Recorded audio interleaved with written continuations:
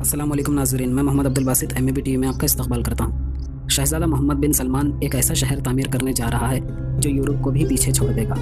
شہر نیوم کے نام سے انتہائی خوبیوں کا حامل دی لائن سٹی کا ڈیزائن عام لوگوں کے سامنے رکھ دیا گیا ہے۔